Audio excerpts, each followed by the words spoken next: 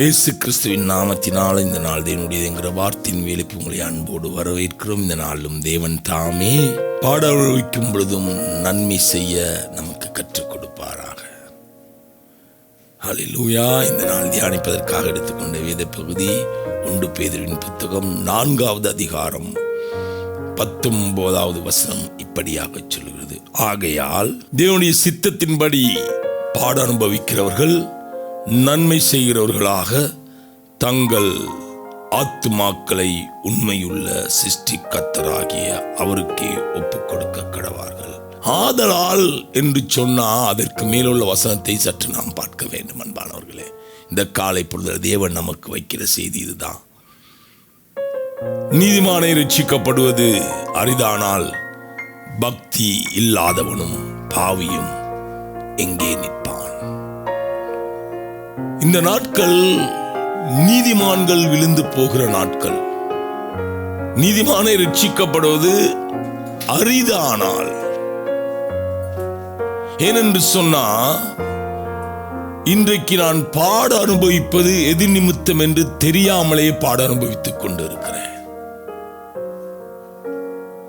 ஒன்று தேவ சித்தத்தின்படி பாட அனுபவிப்பது, இன்னொரு நம்பிக்கை உலகத்தில் இருக்கிறது. முன்னோர்கள் செய்த பாவத்தின் நிமித்தம் அல்லது நான் செய்த பாவத்தின் நிமித்தம். ஹல்லேலூயா. எதனால் நான் பாட அனுபவிக்கிறேன் என்று இன்றைக்கு தெரியாம இருக்கிறேன். நான் ஒன்றை உங்களுக்கு சொல்ல விரும்புகிறேன். நீங்கள் தேவ சித்தத்தின்படி பாட அனுபவிப்பவர்களானால், நீங்கள் தேவ சித்தத்தின்படி பாட அனுபவிப்பவர்களானால், ஹல்லேலூயா, நீங்கள் பாடுகள் மத்தியில் நன்மை செய்யும்படியான ஒரு சத்தம் உங்கள் உள்ளத்தில் கேட்கும். பாடுகள் மத்தியில எப்படியாவது பாடுகளை விட்டு வெளியே வருவோம் என்கிற சத்தம் கேட்காது.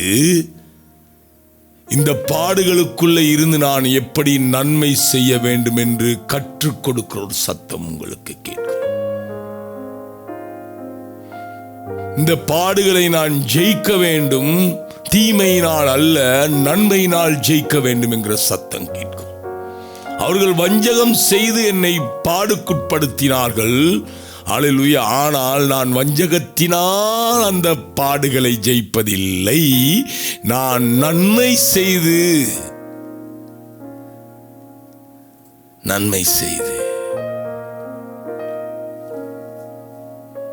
அன்பானவர்களை, இயேசுவை பிடிக்க இரவுல திருடனை பிடிப்பது போல பிடிக்க வந்தார்கள். அதுல மல்குசுவின் காதை பேதுரு வெட்டிட்டான். ஒரு போராட்டமான நிலை. ஆண்டவர் என்ன தெரியுமா செய்தாரு? அதன் மத்தியில் நன்மை செய்தாரு. அதன் மத்தியில் அவனுக்கு அற்புதம் செய்தாரு. அவருக்கு தெரியும், நான் பாட அனுபவிப்பது தேவ சித்தத்தின்படி. அது இன்னொருத்தனுக்கு தீமையாய் மாறிவிடக் கூடாது.